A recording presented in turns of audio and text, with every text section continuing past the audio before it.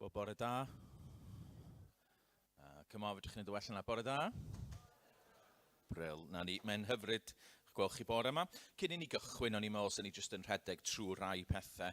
Mae yna hefyd, dwi'n clywed bod yna broblem lawr yn y dref a bod yna rai pobl yn methu cael trwad. Felly, falle fydd yna rai pobl yn cyrraedd chdi bach yn hwyr. Ond, beth cyntaf, awr i blant. Mae hi, o be fedrwn ni weld, mae hi'n mynd i bwrw glaw, Treharne yma, felly mae awr i blant wedi symud i fyny i fama. So yn fama fydd awr i blant Treharne yma am hanner awr wedi un. Ac mi fydd yr gweithgaredd i'r plant uwchradd hefyd yn yr ystafell lle oedd o ddoe. Wedyn, y bwyd heno, felly beth ni'n mynd i wneud ydy gallith pawb drefnu bwyd i hun, take-away ac yn y blaen, a dod i fyny fama erbyn tua 6 o'r gloch. So wnaethon nhw roid amser i ni gyd, felly croeso i bawb pigo bwyd fyny o lle bynnag. Mae'n mynd i fod reit brysur lawr grisiau o be fedra i ddeall heno. Felly dyna pam da ni wneud take-away, gewn ni gyd gyfle, pawb sydd isio i ddod cael bwyd efo'n gilydd, cymdeithasu ac yn y blaen. Felly fydd hwnna am 6 o'r gloch heno. Rhodd, diolchgarwch, mae pethau ar yr cadeiriau o'ch blaen chi os ydych chi eisiau rhoi rhodd. Be newn ni gasglu nhw Treharne yma, neu os ydych chi eisiau rhoi, fedrwch chi roi yn y fwced yn fanna. Mae'r casgliad yma'n mynd tuag at costau y mudiad, i helpu efo yr holl weithgareddau hynny, efo'r mudiad da ni'n gwneud lot o weithgareddau sydd yn digwydd yn amlwg pethau fel y Steddfod ac yn y blaen. Felly dyna fydd y casgliad yna. Felly allwch chi lenwi'r ffurflen a'i roed o yn yr amlen. Mae'n ddrwg gen i, os gen i ddim amlenni Cymraeg. O'n i'n deud bod fi'n cymryd lle Rebecca wythnos yma, dyna enghraifft o fy niffig trefn i o'i chymaru hi, fysa gen i hi amlenni hyfryd ar eich cyfer chi. Atgoffa chi am y llyfrau, so cofiwch am y llyfrau, 35% i ffwrdd, ac mae yna nifer o lyfrau arbennig o dda, nifer o lyfrau i blant yma hefyd, a gwers lyfrau yma hefyd, os ydych chi angen heina fel adnoddau ar gyfer yr flwyddyn. Annog chi ac atgoffa chi am y cwrdd gweddi, bore fory, felly mae cwrdd gweddi am hanner awr wedi 9. Bydde mo'n dda os allwch chi ddod yma i weddio am y gynhadledd, wrth gwrs, ond gweddio hefyd am eglwysi yng Nghymru a cyflwr ein gwlad ni. Felly am hanner awr wedi 9 mae hwnna, bore fory, Mark Thomas fydd yn arwain efo hynny. A wedyn, fory fydd Jonathan Thomas yma i gloi y gynhadledd hefyd, ac mi fydd yna awr i blant fory hefyd. Ac wedyn, jyst yn olaf hefyd, jyst eich atgoffa chi am hein, yr efengylau yma. Cymrwch rei, please, maen nhw ar y bwrdd y fanna, ag rhowch o. Lles ni roi challenge i chi. So un person dych chi'n nabod, efallai dych chi rioed wedi cael rhannu'r efengyl efo nhw. Wel, cymwch y cyfle, cymwch efengyl Ioan, a jyst cynnig o. Be di'r gwytha fedri ddigwydd? Nawn nhw ddeud, na, dim diolch, sgen i ddim diddordeb. Ond jyst dychmygwch pe bai un o'ch ffrindiau chi, un person dych chi'n nabod yn cymryd gair Duw gennych chi ac yn ei ddarllen o. A jyst dychmygwch y potensial sydd yn hynny. Felly, plis cymrwch efengyl Ioan a'i roed o i un o'ch ffrindiau neu rywun dych chi yn ei adnabod. Gwych, diolch yn fawr iawn, na i basio mlaen i Griff rwan.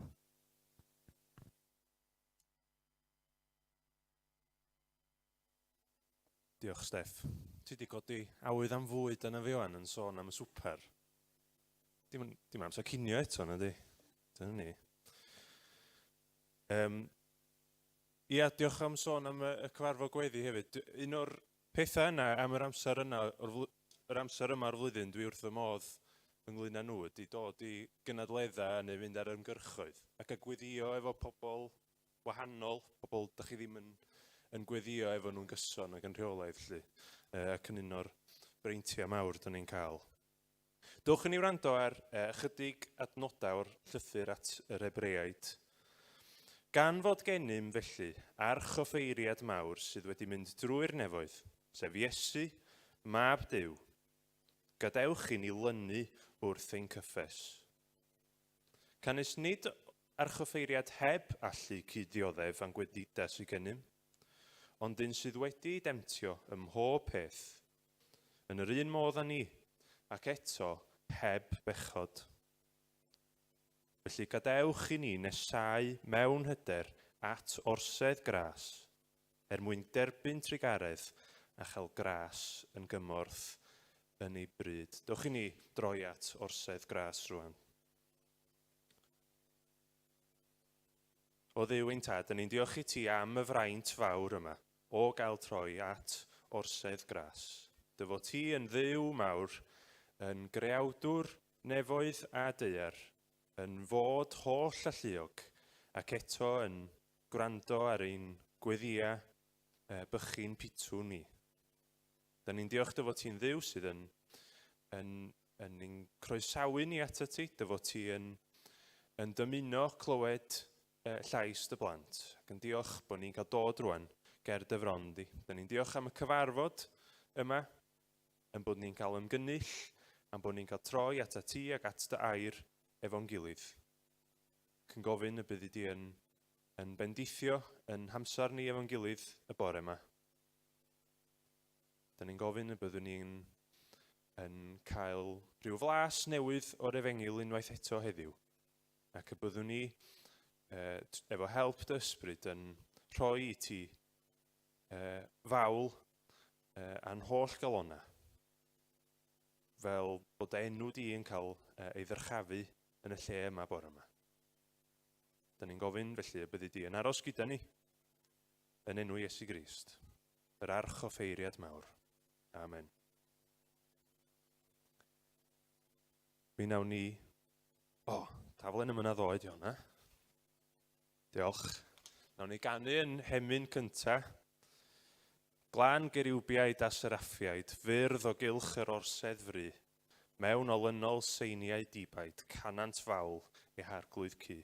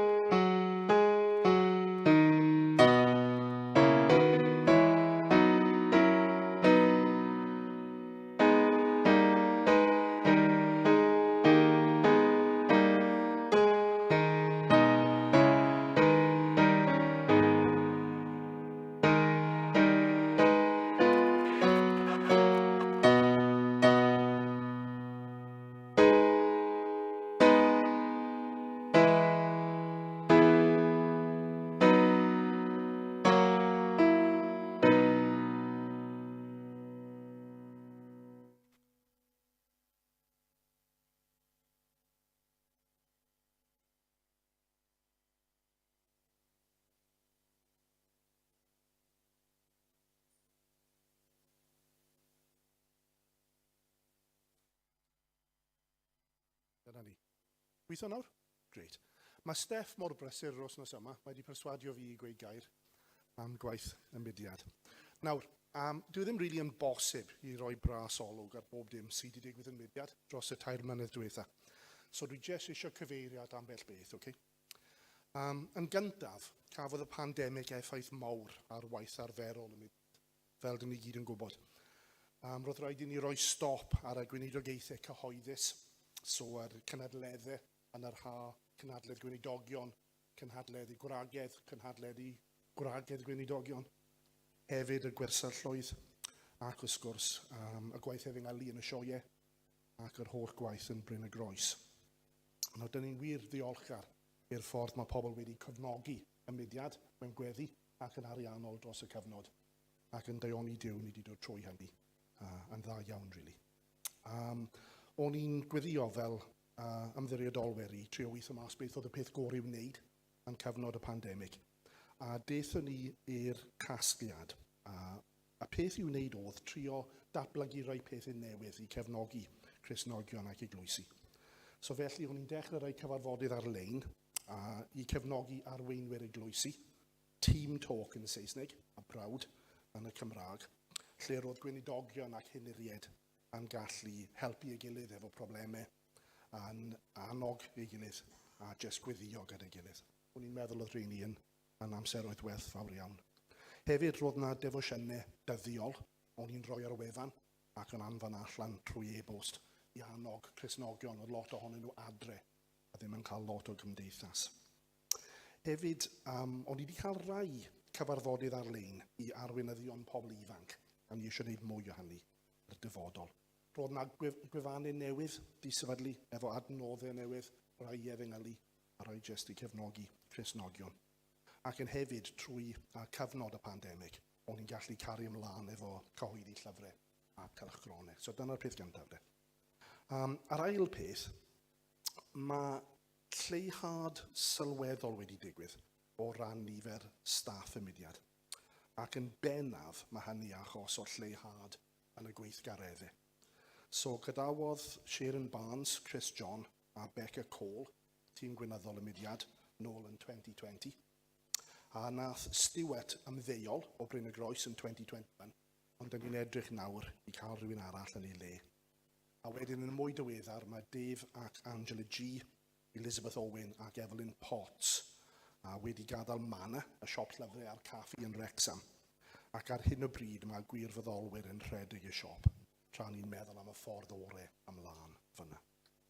Hefyd, yn gynharach eleni, gadawodd Trish Leighton ar ôl 40 mlynedd o edrych ar ôl cyllid y mudiad, a mae Liz Goff o Fangor nawr yn cymryd y rôl hon.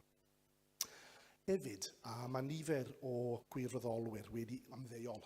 O ddim job dan nhw i ddechrau, ond maen nhw wedi ymddeol. Yn cynnwys o Robert Adlam yn enwedig, oedd wedi bod yn edrych ar ôl adeiladu'r mudiad ers blynydde. Nawr, dyn ni wir yn ddiolchgar i Dduw ac iddyn nhw i gyd, bob un ohonyn nhw, am yr holl gwasanaeth maen nhw wedi rhoi a cefnogaeth i gwaith yr efengil dros y blynyddoedd diwedd yma. Yn trydydd, y peth ola. Ar ôl y pandemig, dyn ni nawr yn gallu ail dechrau'r gweinidogaethau. So, o'n i'n cael yr Bala Conference i weinidogion yn y Saesneg, nôl y mis Mehefin. Nawr, haf llawn o cynadleddau a gwersylloedd. Plis parhewch i weddio dros y gwersylloedd a'r TTC, a Theological Training Course, sydd yn rhedeg yn Bryn y Groes wythnos nesaf. Yn edrych i'r dyfodol, mae yna ddau peth mawr. Y gyntaf yw, mae Gwydion yn Catrin yn gadael Bryn y Groes yn y Gwanwyn ar ôl 10 blynedd. Ni'n edrych am bobl i trio llenwi sgidiau Gwydion a Catrin. So os ydych chi'n gwybod am rywun, roi nudge iddyn nhw, ond plis gweddiwch dros hynny, achos mae'n gweinidogaeth gwerth fawr iawn iddyn ni. A ni'n wir ddiolchgar iddyn nhw am y 10 mlynedd maen nhw wedi rhoi. Yr ail peth, da ni eisiau sefydlu prosiect newydd, prosiect llwybrau, i gefnogi pobl ifanc. Yn y management board, o'n i'n meddwl sbel yn ôl am beth oedd yr anghenion newydd yn y gwlad. Ac o'n i'n teimlo'n reit cry bod pobl ifanc o dan gymaint o pressure, maen nhw'n clywed lleisiau mor wahanol, pobl yn trio arwain nhw yn cyfeiriadau gwahanol, lle maen nhw'n edrych am wybodaeth yn rai sefyllfeydd, dydy links nhw efo arweinwyr yr eglwys ddim yn cry. So o'n i'n meddwl bydd yn dda i trio wneud rhywbeth yn y maes yno. So dyn ni eisiau datblygu app mobile phone i roi adnoddau i pobl ifanc yn adeiladu ar a wefan llwybrau sydd wedi bod yn rhedeg ers fel. Ni eisiau wneud hyn yn Cymraeg ac yn Saesneg.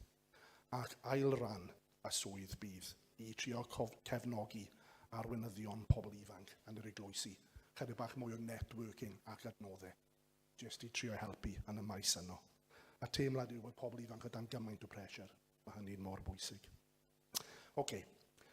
Peth ola nawr. O, dwi wedi deud hwnna unwaith, ond na fo. Nawr, mae pandemig wedi dangos i ni a nifer o pethau, dwi'n meddwl. Dyma 4 i chi feddwl amdano. Pa mor werthfawr yw cymdeithas y saint? Fel pobl sydd yn dal yr efengil yn ganolog, da ni gyd yn wynebu ar un fath o bethau.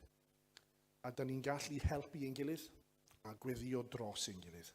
A dwi'n meddwl bod hynny yn mor werthfawr ac yn dod nôl i'r gynadledd fel hyn jyst yn profi hynny. Da ni wedi colli cymdeithas achos da ni ddim wedi cael y cyfleuon dros y blynyddoedd diwethaf. A'r ail peth, cyflwr ysbrydol y gwlad. Nawr, dwi wedi clywed rai storiau calonogol iawn ynglyn â bobl sydd wedi bod yn meddwl am yr efengil dros cyfnod y clo. Ond y gwirionedd yw, yn cyffredinol, dydy pobl ddim wedi troi at Dduw fel canlyniad i'r pandemig. A dwi'n gwybod oedd rai yn meddwl, ella hyn bydd y peth, bydd yr arglwydd yn defnyddio, wneud wahaniaeth yn y gwlad, ond dydy o ddim wedi digwydd. A reality yw, dwi'n meddwl, os mae pethau'n mynd i newid gwell, mae rhaid i'r arglwydd ei hun ymweld â ni. Mae yna dywediad yn Saesneg, the fire that melts the wax hardens the clay. Cymod? A mae hynny yn gallu bod yn wir am trafferthion a profedigaethau. A ffaith bod rhywun yn mynd trwy amser anodd, ddim ar ben ei hun yn meddwl bod nhw'n mynd i ceisio Duw. Mae'n cledu. Mae hwnna'n bosib hefyd. Ond as mae'r arglwydd yno fe, mae pethau yn gallu newid. A dwi'n meddwl mae'n bwysig i ni weld hynny.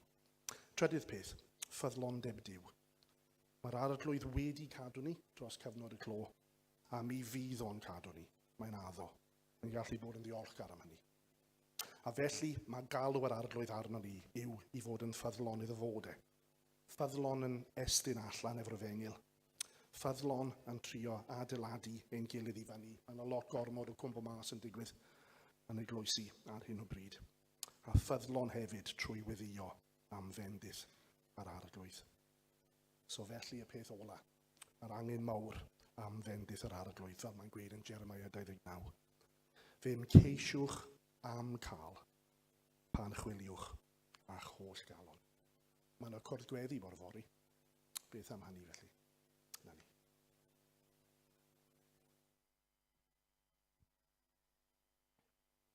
Diolch. Dewch ni ganyn hemyn nesaf o fawl, molar i o'r fennau di, a ddolaf y sanctau ddyn.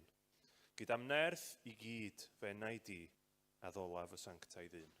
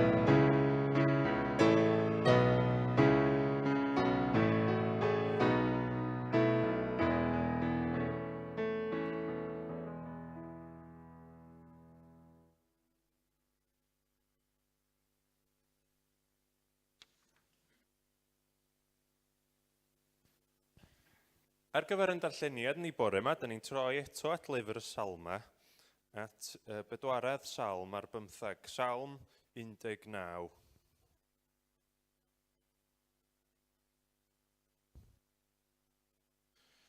Y mae'r nefoedd yn adrodd gogoniant Duw, a'r ffurfafen yn mynegu gwaith ei ddwylo.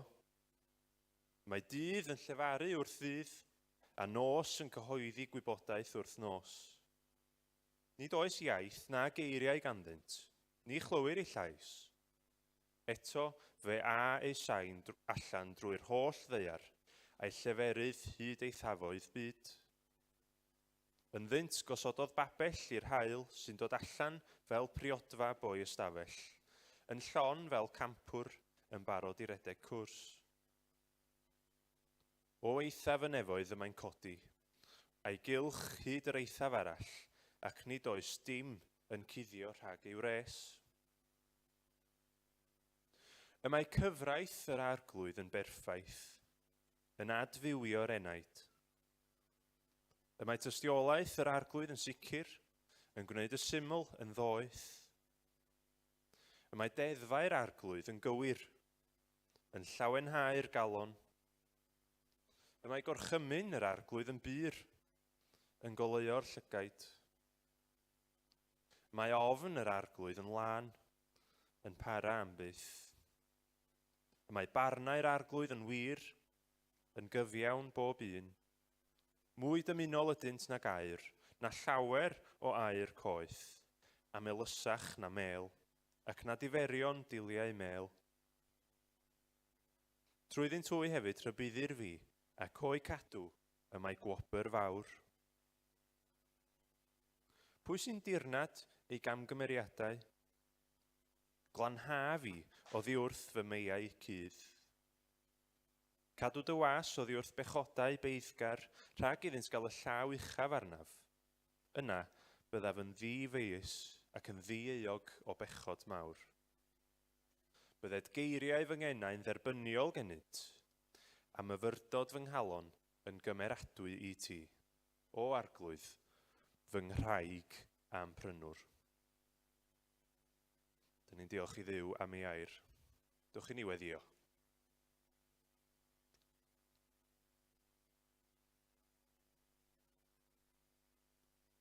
O Dduw ein tad, dyn ni'n diolch o galon i ti am dy air, am y gwirioneddau mawr ydyn ni'n cael hyd iddyn nhw ynddo fo.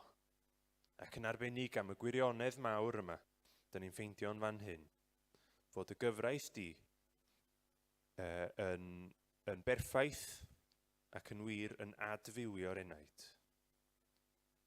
Wrth i ni fod yn troi at dair di rwan o Dduw, dyna ein gweddi ni, dyfo ti trwy dair, ac efo'r ysbryd glân yn ei gymhwyso fo i ni, dyfo ti yn adfywio'n heneidia ni.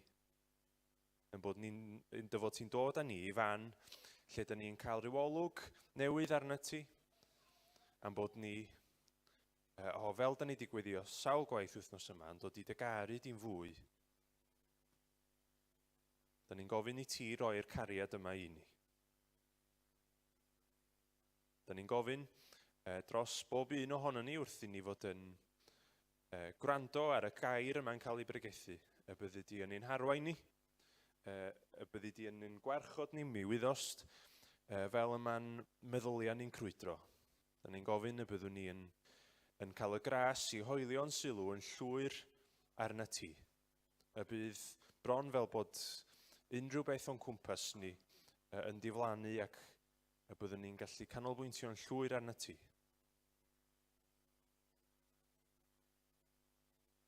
Dyn ni'n gofyn mai i ti y borgoniant yn y cyfarfod yma bore yma.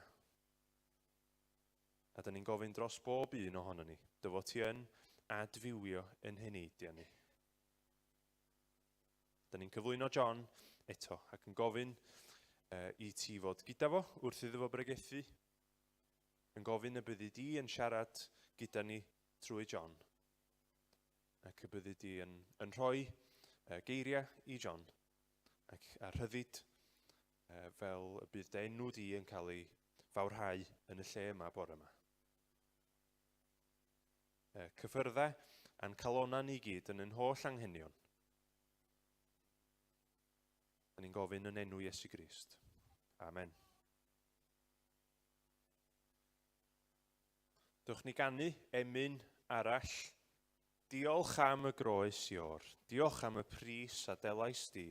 Cariaist ti mechodau lu, angharu rhyfeddol i'w dras.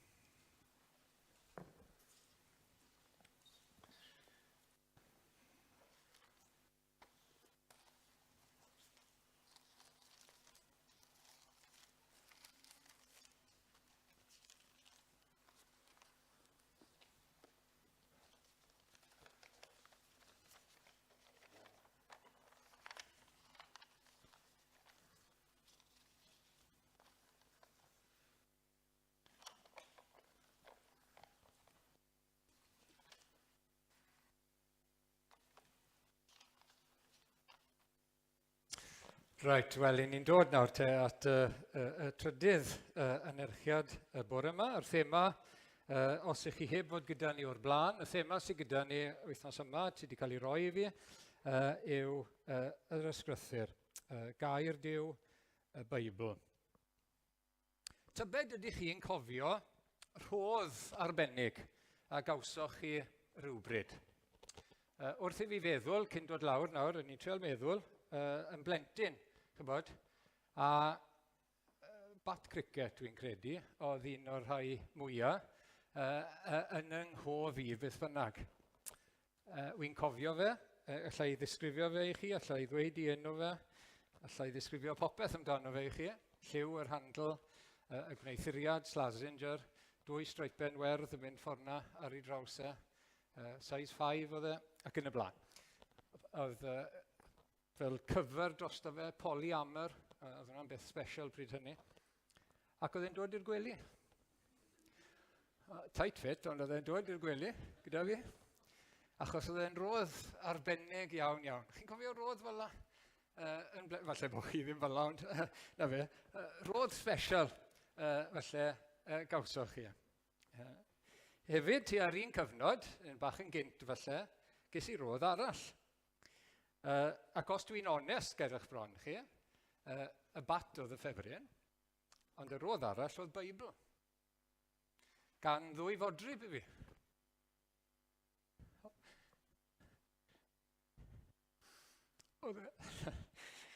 Oedd e'n Cristnogion. A wedi rhoi Beibl i fi ddarllen, wrth gwrs, i fi ddysgu am yr arglwydd. Ar y pryd, y bat oedd bwysica am sbel fach, ond erbyn hyn, dwi'n gwybod un oedd y roedd orau. Pyd oedd y roedd mwyaf gwerthfawr, sef y Beibl, gair Duw. Rhodd yw e, rhodd yw e. Ac i ni meddwl heddiw amdano fe fel rhodd berffaith, fel rhodd gyflawn. Dyna sydd gyda ni y bore yma. I ni ar y daith nawr te, ac i ni'n gorfod wynebu'r dewis yma ym mhob cenhedlaeth fel petai, pwy ffordd i ni'n mynd i fynd. Oedden ni'n mynd i ddilyn crefydd ddynol, doethineb y byd, cryfder, gallu dyn, neu crefydd o rywch naturiol, yn canoli ar Dduw a gallu Duw, y Duw mawr, holl a lluog, doethineb Duw, beth sy'n cael ei alw'n wendid neu ffolineb Duw, yn y gair ac yn yr efengil. Ac wedyn ni di edrych ar beth mae'r Beibl yn dweud am ei hunan. Dyna'r thema sydd wedi bod gyda ni. Mae'n ysbrydoledig, beth yw ystyr hynny.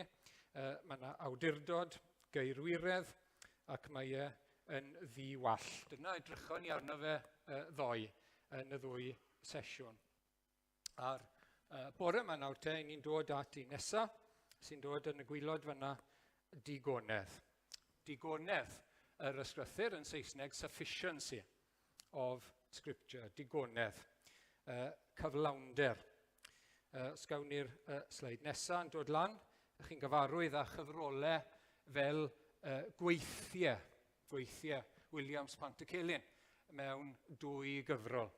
Na'r unig rai o'n i'n gallu ffindio ar y we. Ac wedyn ni, os ewch chi at yr un nesaf, complete works Shakespeare. Lle bod rheina gyda chi, rai o'n chi, complete works. Wel, falle bod chi wedi cael yn anreg box set rhywbryd.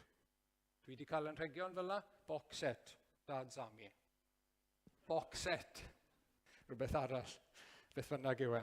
Box set, complete works.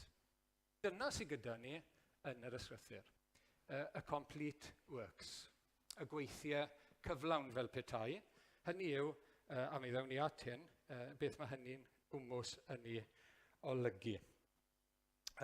Mi ddewsi ar draws y diffiniad yma, dwi wedi anghofio roi hwn i mewn.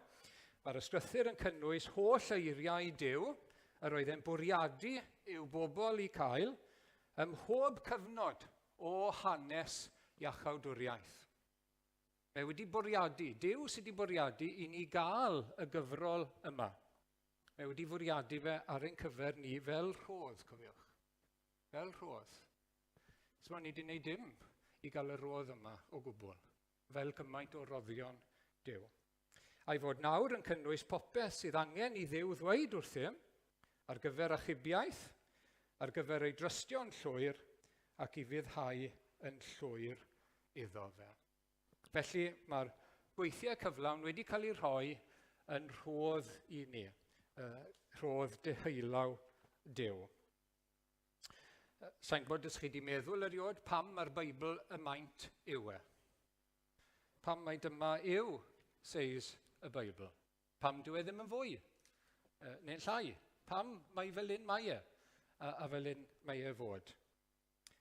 Wel, dwi eisiau i ni feddwl am ddau beth ynglyn â cyflawnder a digonedd y Beibl i faint e, na'r peth cyntaf, a'i bwrpas e. Mae'n gyflawn o ran ei faint, mae'n gyflawn o ran ei bwrpas. Yn ôl trefen Duw. Nid damwain yw hwnna nawr, yn ôl trefen Duw. Mae'n gyflawn o ran ei faint, yn ddigonol, ac o ran ei bwrpas. So, newn ni ddechrau gyda'r maint. Pam mae'r Beibl y seis yw e?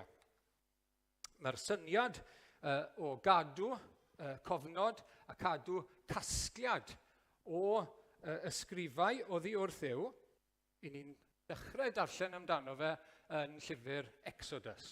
A nes i ddangos y sleid mae ddoi, newn ni weld eto, neith e ddim drwg i ni, Exodus 20, llefarodd Duw yr holl eiriau hyn a dweud, wedyn ysgrifenna hyn mewn llyfr yn goffadwriaeth. Syniad pwy oedd hwnna? Syniad yr arglwydd. Ysgrifenna fel awr yn goffadwriaeth. Ac wrth gwrs mae'r arglwydd ei hunan yn ysgrifennu yn dywa. Ar y llechau. Oedd yn cael ei cadw yn arch y cyfamod. Oedd wedi ysgrifennu ei orchmynion. Ac wedyn mae Moses i ysgrifennu. A mae'n i fyddhau yna ysgrifennodd Moses holl eiriau yr arglwydd. Ac wedyn mae'n mynd ymlaen wrth gwrs. Ar ôl Moses mae Joshua yn dod. Joshua 24, 26 i ddechrau, sgrifennodd y geiriau hyn yn llyfr cyfraith Duw. Mae e'n cario'r peth ymlaen. Ac wedyn mae yna nifer o enghreifftiau gyda ni. Dwi ddim yn rhoi nhw i gyd. 1 Samuel 10, ydy hwnna lan yn barod, 25. Yna mynegodd Samuel wrth y bobl ddull y frenhiniaeth. A'i ysgrifennu mewn llyfr. A'i osod yng nghadw ger bron yr arglwydd. Dull y frenhiniaeth. Wedyn ni, hanes Dafydd wrth gwrs.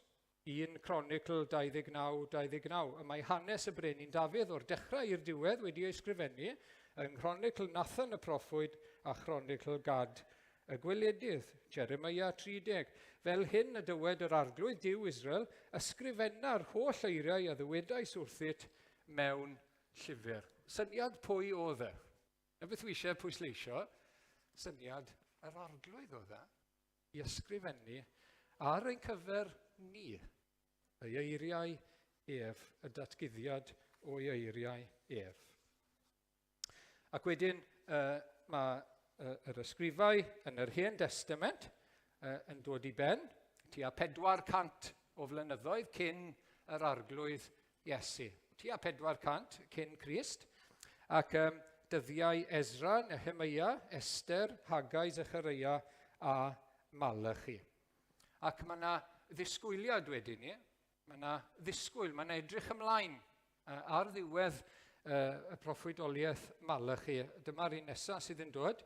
Ond i chwi sy'n ofni fe enw fe gyfyd hael cyfiawnder a meddyginiaeth yn ei esgyll.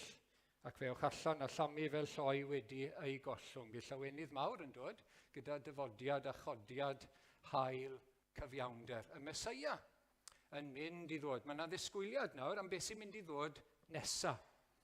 Ac wedyn yn adnod 5 o'r un bennod, wele fi'n anfon atoch Elias y proffwyd cyn dydd mawr ac ofnadwy'r arglwydd. Mae yna Elias arall yn mynd i ddod. A Ioan Fedyddiwr, wrth gwrs, i ni'n gwybod, oedd yr Elias arall, just cyn dyfodiad y Mesaia. Ac chafodd ddim byd i gasglu ar ôl y cyfnod yma, nes amser y Testament Newydd. Gafodd pethau eraill i ysgrifennu gan haneswyr, hanes y Macabeaid, hanes pethau eraill, yr apocryffa, llyfrau sy'n cael ei alw yr apocryffa, sef rhywbeth ffug mewn ffordd ydi apocryffa. Llyfrau o ddim yn ar un stamp arnyn nhw. Dim yr un stamp sanctaidd, dim yn honni hynny chwaith, a does dim dadl. Does dim dadl rhwng Iesu Grist a'r Iddewon ynglyn â chasgliad yr Hen Testament. Oedd e wedi gorffen. Oedd gair Duw trwy'r proffwydi wedi dod i ben am y cyfnod yna. A does dim dadl am y peth. Ac wedyn ni'n dod i'r Testament newydd. Ac i ni'n cael ysgrifau yr apostolion a'i cymdeithion nhw. Ac o'n i wedi cyfeirio at hyn, mae'r arglwydd Iesu yn diwedd, mae'n addo y diddanydd arall. Mae'n addo yr ysbryd glân i'r apostolion i bwrpas arbennig. Mae'n bwysig bod ni'n deall yr adnodau yma yn iawn. Y bwriad cyntaf, mae yna neges penodol i'r apostolion fan hyn, bod y diddanydd arall yn mynd i ddod, yw helpu nhw a'i harwain nhw i ysgrifennu yr ysgrythurau.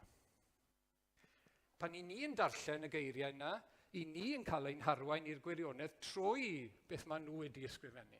Chi'n gweld? Mae'r addewid i ni trwyddyn nhw, a trwy beth maen nhw wedi rhoi i ni yn y Testament newydd. Felly dyma'r adnodau, Ioan 14, 26, bydd yr eiriolwr neu'r diddanydd, yr ysbryd glân, anfona'r tad yn fy enw i, yn dysgu popeth i chi. Popeth sydd angen i ddysgu i chi ei gofnodi ar gyfer fy mhobol i.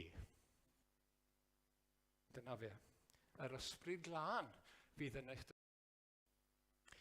ac yn dwyn ar gof i chi, y cwbl a ddywedais i wrthych.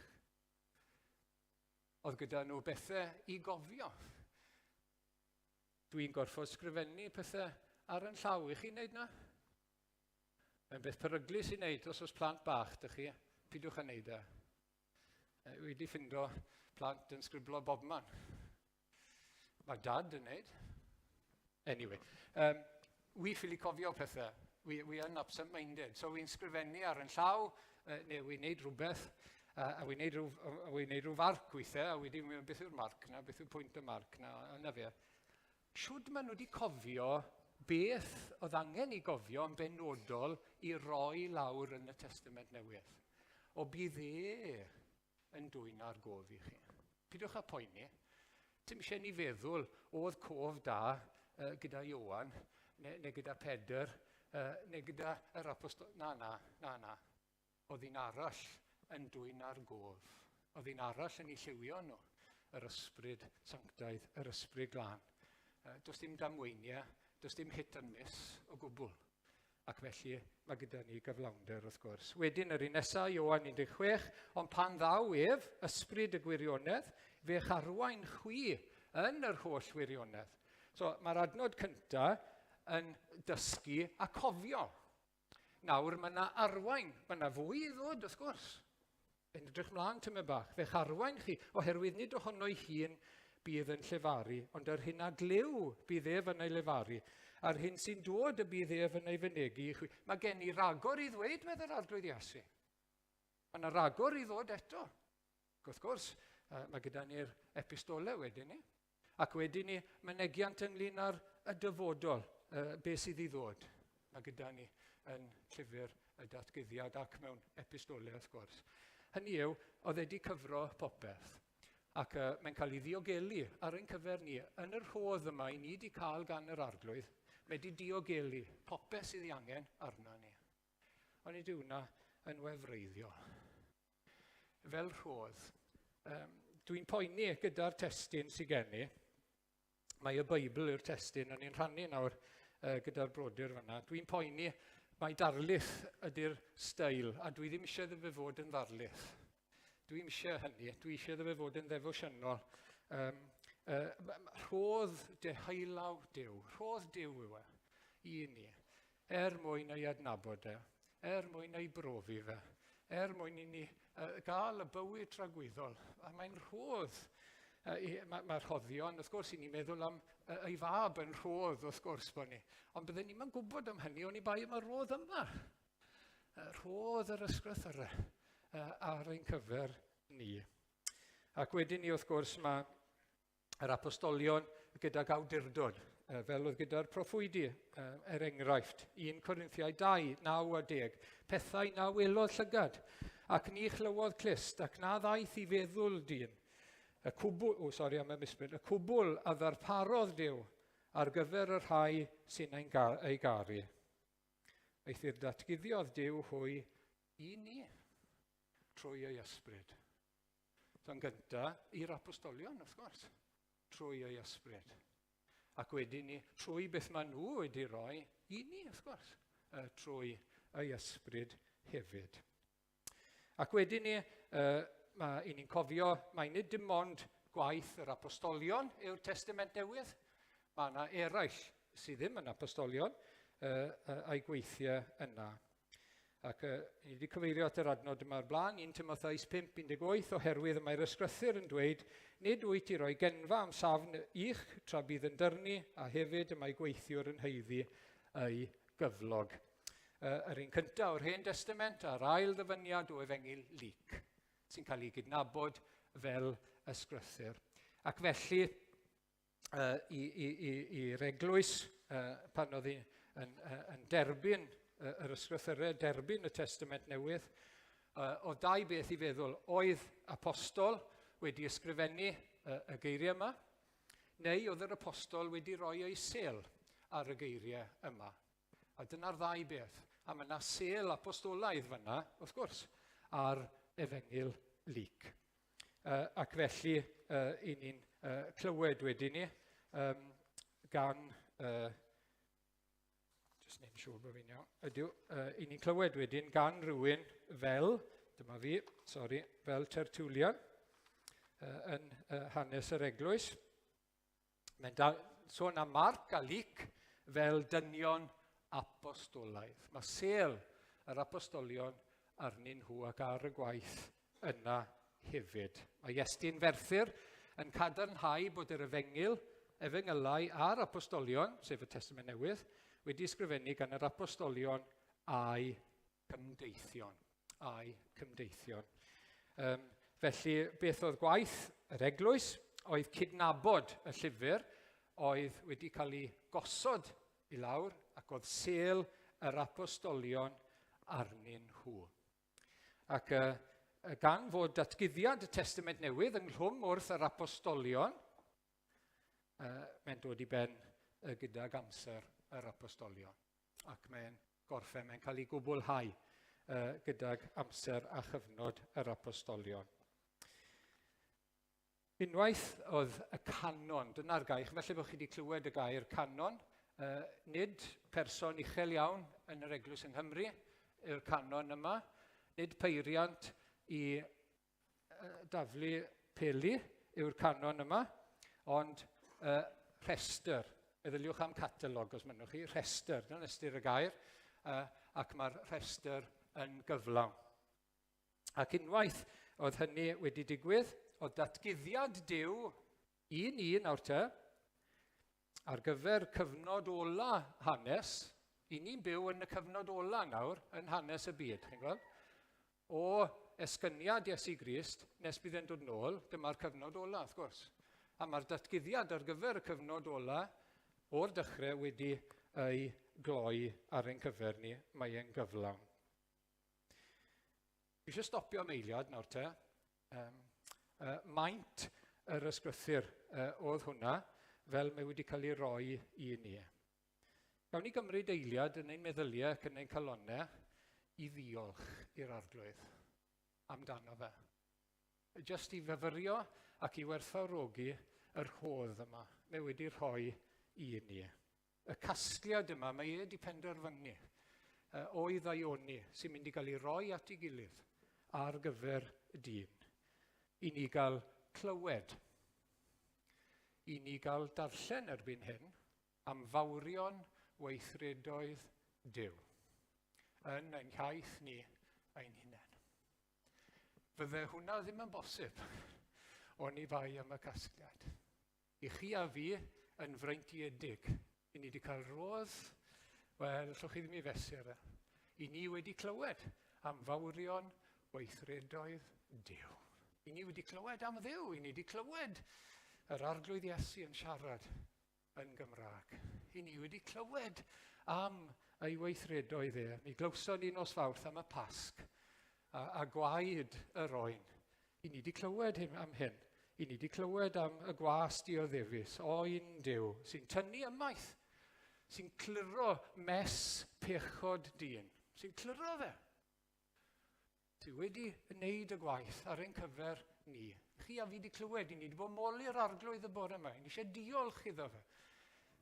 Ond cyn hynny, i ni wedi clywed.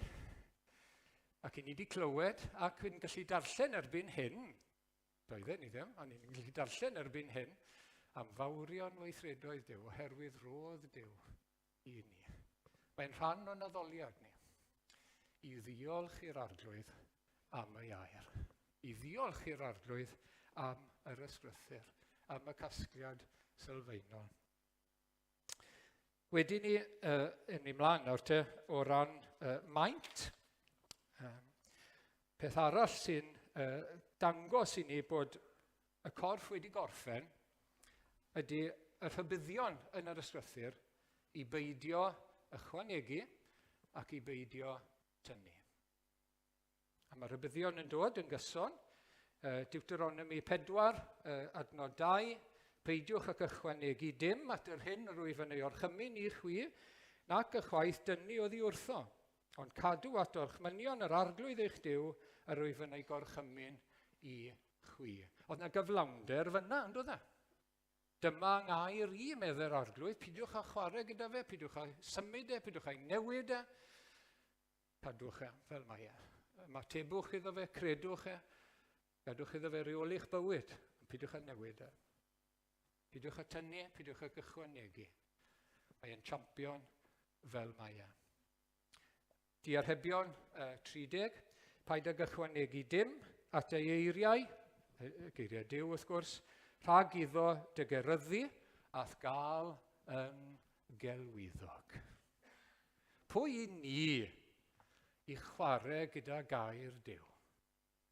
Pwy i ni i gymwni a twtio a dweud wrtho fe beth yle fe di dweud wrtho ni? Pwy i ni? Bechaduriaid, aflan, colledig, trienus, pwy i ni i ddweud wrth yr arglwydd Dduw am ei air e? A i ware gyda fe, a i addasu fe ac yn y blaen. Unrhyw agwedd fel yna yn wrthin yn dweud, ac yn beryglus tost. Ni'n dod at ddiwedd yr ysgrythyr, os ychwanega unrhyw un ddim atynt, fe ychwanega Duw i ddwentau y plai sydd wedi ei hysgrifennu yn y llyfr hwn. Ac os tyn unrhyw un ddim allan o eiriau llyfr y broffwydoliaeth hon, sef datguddiad, fe dyn Duw ei ran yntau allan o bren y bywyd ac o'r ddinas sanctaidd, y pethau yr ysgrifennwyd amdanynt yn y llyfr hwn. Yn yr Hen Testament, Deuteronomium, Diarhebion, ac yn llyfr datguddiad. Mae wir bod nhw'n cyfeirio'n gyntaf at y llyfrau hynny, wrth gwrs. At y gyfraith yn Deuteronomium, at y Diarhebion, ac at broffwydoliaeth llyfr y datguddiad.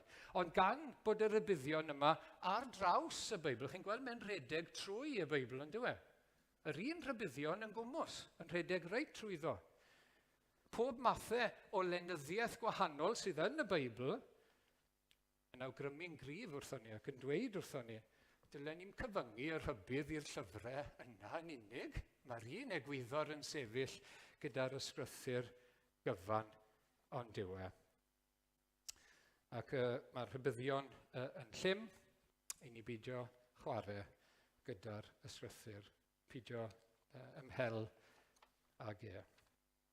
Dyna o ran maint yr ysgrythyr, mae'n ddigonol. Dyn ni ddim i fod i ychwanegu, a mae'r maint mae Duw wedi bwriadu iddo fe fod ar ein cyfer ni. Mae'n gyflawn yn yr ystyr hynny. Wedyn ni, o ran digonedd yr ysgrythyr, yr ail beth yw, mae'n ddigonol o ran ei bwrpas. Mae'n gyflawn o ran cyflawni ei bwrpas i ni, pwrpas Duw ar ein cyfer ni.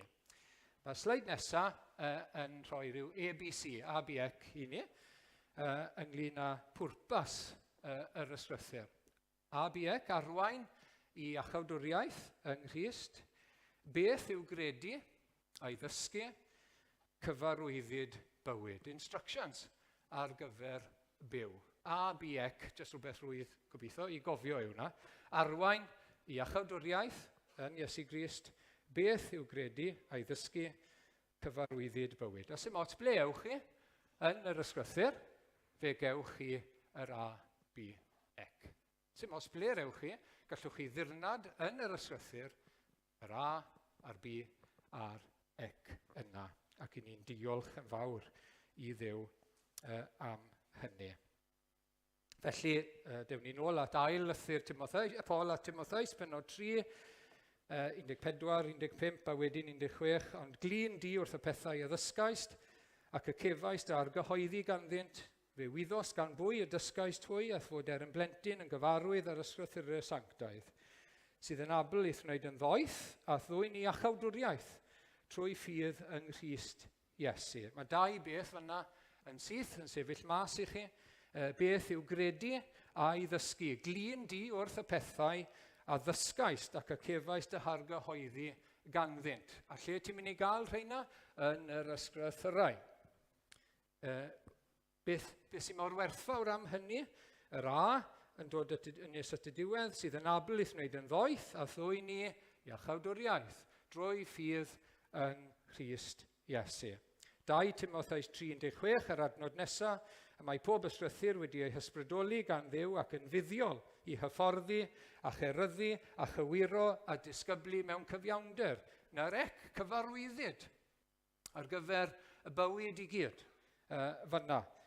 I'n hyfforddi, mae yna ddysgu fyna eto, ceryddu, cywiro a disgyblu mewn cyfiawnder.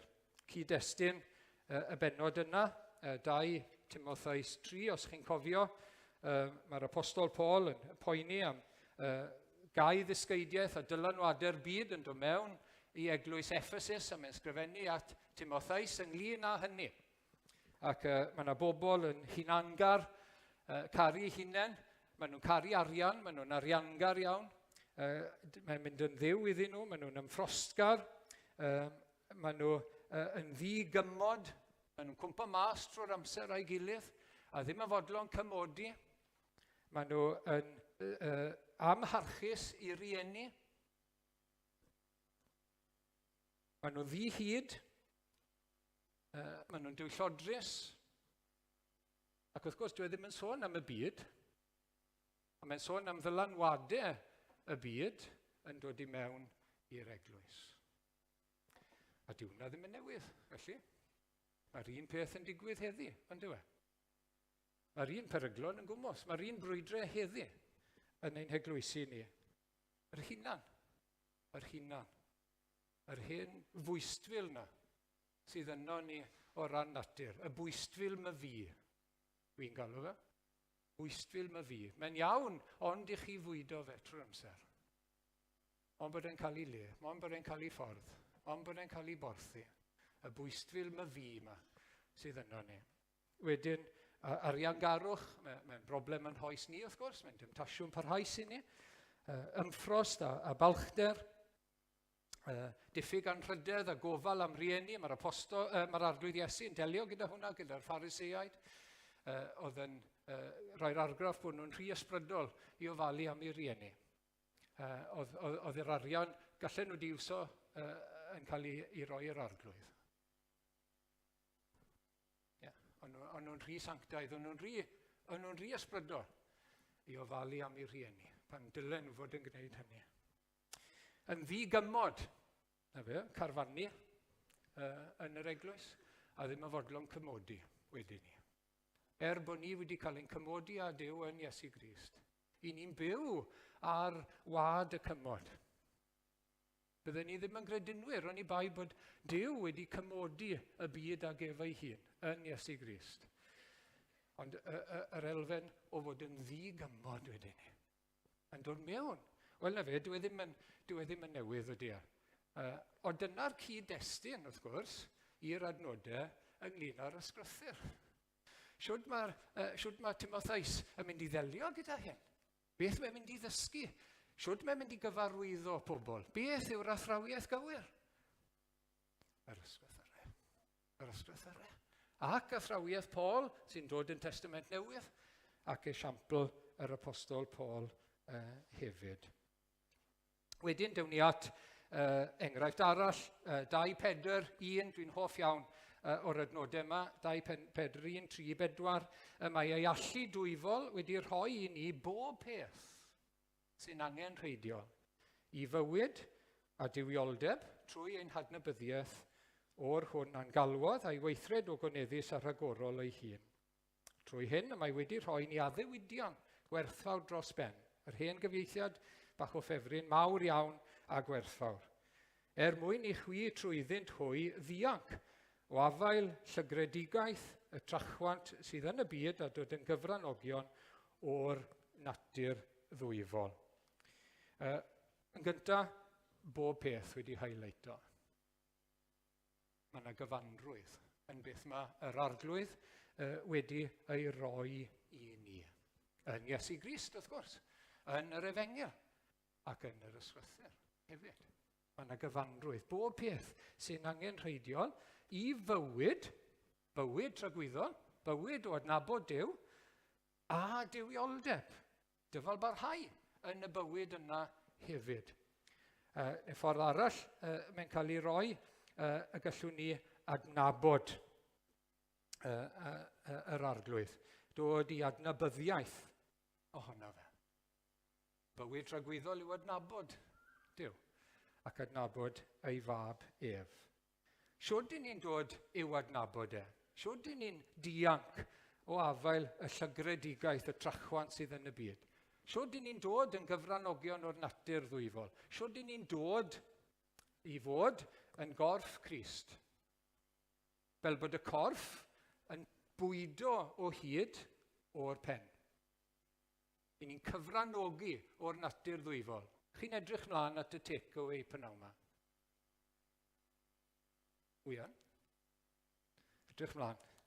Am sawl reswm. Wy'n edrych mlaen am y take-away pynaw yma. Gyfranogi, wrth gwrs, o'r bwyd a'r gymdeithas. Ac i ni, yr addewid sydd gyda ni, wy'n dwlu ar hyn, bywyd Cristnogol, i ni'n cyfranogi o'r natur ddwyfol. Nid bod ni'n dod yn ddiwiau, i ni'n cyfranogi o beth sydd gan Dduw ar ein cyfer ni yn Iesu Grist. Fel corff yn tynnu oddi ar y pen trwy'r amser. Siwrd i ni'n dod yn Gristnogion, ymddiried yn yr arglwydd Iesu. Siwrd i ni'n dyfalbarhau, tynnu, bwydo, pwyso ar yr arglwydd Iesu o hyd. I ni'n dod yn gyfran. Mae pob peth ar gyfer hynny gyda ni. Ble? Yn yr addewidion mawr iawn a gwerthfawr. Ble mae rheini? Yn yr ysgrythyr. Yn yr ysgrythyr. Maen nhw'n addewidion mawr. Maen nhw'n addewidion gwerthfawr. Chi'n dwlu ar yr addewidion, wrth gwrs. I ni wedi clywed addewid gan Mark o Jeremiah. A beth i chi'n texto i rywun pan maen nhw wedi cael sioc yn ei bywyd. Rywun wedi colli aelod o'r teulu yn sydyn, fel ges i rywun dechrau'r wythnos yma. Beth sy'n sgrifennu ar rywun fel yna? Wel, beth sy'n well nag addewid o'r gair. Mae ffefrit gyda fi nawr, Exodus 26. Rwyt yn cadw mewn heddwch perffaith.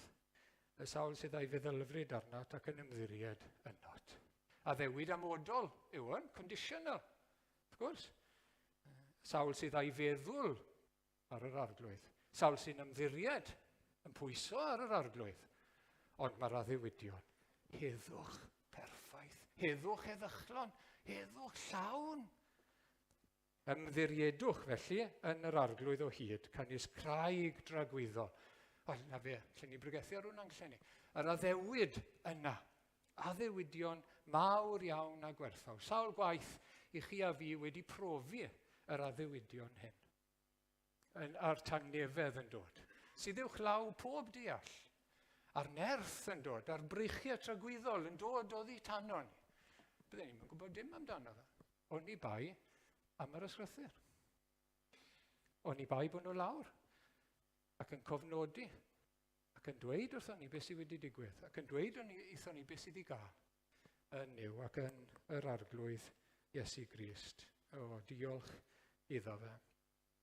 Ac wedyn, 2 Pedr 1 ac 16, nid dilyn chwedlau wedi ei dyfeisio'n gyfrwys yr oeddem wrth ysbysu i chwi allu ein harglwydd Iesu Grist a'i ddyfodiad, yn hytrach yr oeddem wedi ei weld a'n llygaid ein hunain yn ei fawredd. Mae gyda ni dystiolaeth uniongyrchol yr apostolion, llygad dystion, eyewitnesses, wrth gwrs. Oedd e yna yng ngweinidogaeth yr arglwydd Iesu. Ond mae'n mynd mlaen wedyn ni yn syth. 19, a mae gennym hefyd genadwri gwbl ddibynadwy a proffwydi. A pheth da i chwi i roi sylw iddi, gan ei bod fel cannwyll yn disgleirio mewn lle tywyll, hyd nes y bydd y dydd yn gwawrio a seren y bore yn codi i lewyrchu yn eich calonnau. Mae Pedr felly, i ni'n cael yr addewidion yma, i ni'n cael y gair yma sy'n ein harwain i nabod, i brofiad o fywyd a dywioldeb, trwy llygad dystion, yr apostolion, a thrwy tystiolaeth proffwydi. Ac peth da i chi i roi sylw iddi. Peth da. Cyfan i gyd. Testament Newydd a'r Hen Testament.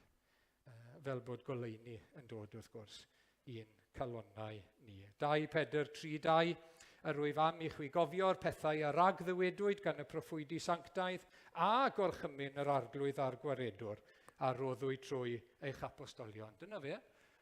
Dyna sy'n ein harwain ni i adnabyddiaeth. Dyna sy'n wedi'n harwain ni i adnabyddiaeth o Dduw ac o faddeuant ni wedi canu amdano fe, o'i ras ac o'i gariad yn cael ei dywallt yn ein calonnau ni, achos bod ni wedi gwybod amdano fe i ddechrau trwy yr ysgrifennu y rai. Ac Salm 19 a ddarllenon ni yn nawr. Mae cyfraith yr arglwydd yn berffaith, yn adfywio'r enaid, tystiolaeth yr arglwydd yn sicr. Mae Dafydd ei hunan yn cadarnhau gwirionedd a pherffeithrwydd cyfraith yr arglwydd.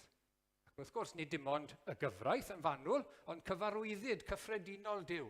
Yr un egwyddor a mae'r Duw yn gyffredinol, yr ysgrythyr gyfan. Mae'n berffaith, mae'n gyflawn. Dyna yw hwnna. Mae'n gyflawn.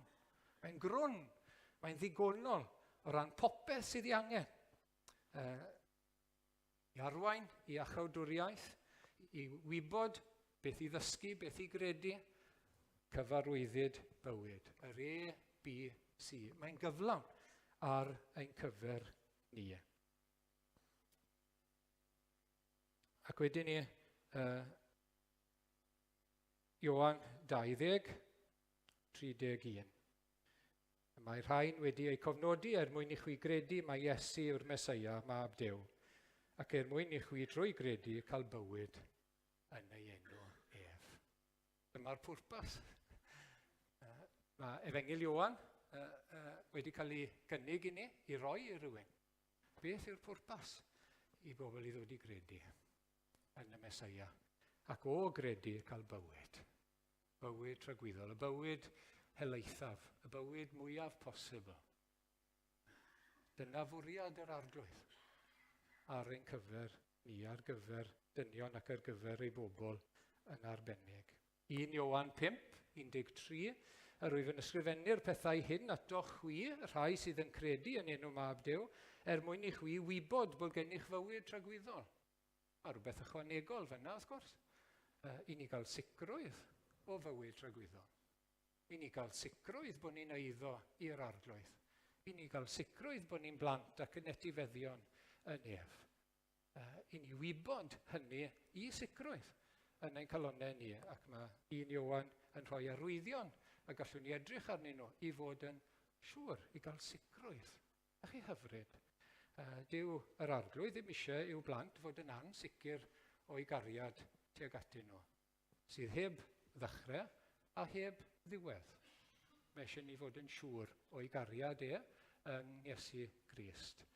Ac mae hynny'n dod i ni, wrth gwrs, trwy beth sydd wedi cael ei ysgrifennu.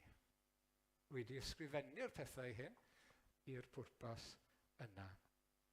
Rhufeiniaid 15 ac adnod 4, ac fe ysgrifennwyd yr ysgrythurau gynt mwyn ein dysgu ni. Mwyn i ni drwy ddyfal barhad a thrwy ei hanogaeth hwy ddal ein gafael yn ein gobaith.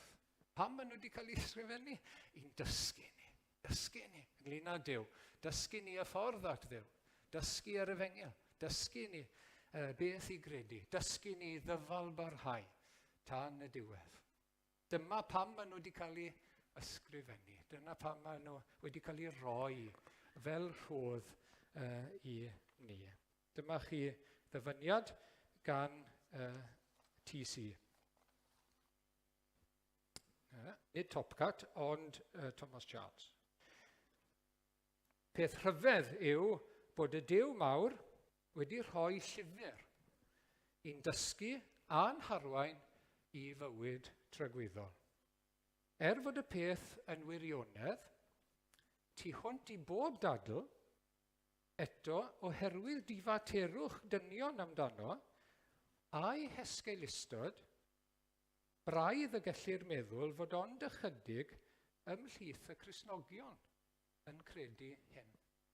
Ges i'n bach o sioc a gweud y gwir i ddarllen hwnna gan Thomas Charles.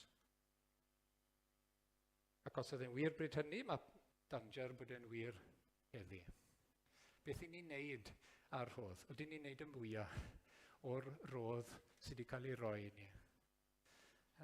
Gai eich herio chi bore yma, a'n hunan rhywun pryd. Oedden ni'n neud y mwyaf o'r rhodd deheulaw Duw. Oedden ni'n cael ein dysgu. Oedden ni'n rhoi ein hunan yn y lle iddo fe'n dysgu ni. Oedden ni'n rhoi ein hunan yn y lle iddo fe'n cyfarwyddo ni. Oedden ni'n rhoi ein hunan yn y man iddo fe ddod â ni nes at yr arglwydd Iesu ac yn bycach i'r arglwydd Iesu Grist. Mae angen y llyfr arno ni. Mae angen casgliad geiriau Duw arno ni. Mae angen arno ni. O hyd ac o hyd. Boed i neb yma bore yma fod yn euog o beth sy'n cael ei ddweud gan Thomas Charles, oherwydd difaterwch dynion amdano fe. Oedden ni'n ddifater ynglyn â darllen y gair? Oedden ni'n ddifater ynglyn â gwrando y gair? Oedden ni'n ddifater ynglyn â gweithredu'r gair? Chi beth ofnadwy. Beth trist yn diwe, pan ych chi'n gweld rhywun yn cael anreg. Chi di roi anreg i rhywun, a sy'n maen nhw'n licio fe. A gweud y gwir, sy'n maen nhw'n feddwl dim ono fe. A falle bod chi di roi tract i rhywun. A chi'n gweld ar y llawr wedyn ni, nes mlaen. O falle bod chi di cael roi anreg i rhywun. Un o'r darluniau dwi'n dwlu arnyn nhw yn yr Testament Newydd, Iesu Grist, yn derbyn pechaduriaid fel anreg gan ei dad. Dwi'n dwlu ar y pictiwr yna. Anregion sydd wedi torri, sy'n racs, a mae e'n derbyn nhw. A mae e'n addo i cadw nhw. Dwi'n mynd i golli un ohonyn nhw, a'i atgyfodi yn berffaith yn y dydd ola. A mor wahanol i ni'n gallu bod gydag anreg Duw. I ni'n gallu bod yn ddifater. I ni'n mynd trosori fe. I ni'n mynd y mwyaf ohono fe. Mae'n waith, oes. Bydd e'n waith ein hoes ni gyd i astudio, a myfyrio ac ymhwyso gair Duw. A fyddwn ni ddim wedi gorffen wedyn ni. Pob un ohono ni. Ond gadewch ni beidio bod yn ddifater amdano fe. Neu, yn esgeulus, ffwrdd o hi, sdim ots. Oed i ni beidio bod fel yna. Peth rhyfedd yw bod y Duw mawr wedi rhoi llyfr i'n dysgu a'n harwain i fywyd tragweddol. A'r ail un wedyn ni yn dilyn fyna, y bywyd tragweddol yw adnabod y gwir Dduw, a'r gwir iachawdwr, a pha fodd y mae i cael y wybodaeth hon, ond trwy'r ysgrythurau. A chi Rhodd, a chi anreg. Ac un arall, Brother Andrew, sydd wedi byw, wrth gwrs, i fynd â Beiblau. I Gristnogion yn cael ei herlyd i fannau anodd i fynd â gair Duw. Don't ever forget, we are here for the book. Mae'n dweud hyn yn Pakistan, weddol ddiweddar. If we are here for the book, and the one who gave us the book, we have to obey him. Ond o ble mae hwnna'n dod? O'r llyfr. Ac o'r llyfr mae di roi i ni. Be Jesus in your form in Pakistan. Yna chi fyw mas wedyn ni, wrth gwrs. Beth ych chi'n cael yn y llyfr gan yr un a roddodd y llyfr i ni. Wel, dyma chi rodd rhyfeddol ymhlith rhoddion Duw, yr ysgrythurau, y casgliad yma o ysgrifau sydd yn air Duw, yn rodd i ni. Bellach i ni'n gallu clywed a darllen am fawrion weithredoedd Duw. Gadewch i ni eu parchu nhw, eu caru nhw, cael ein trwytho yndyn nhw, myfyrio nhw, eu byw nhw, eu cymhwyso nhw, a'i rhannu nhw, wrth gwrs, a'i cyhoeddi nhw. Sym eisiau ni ymddiheuro na poeni am y pethau yna, jyst cyhoeddi, rhannu, gair yr arglwydd yn ein hoes gwgoniad diwenw.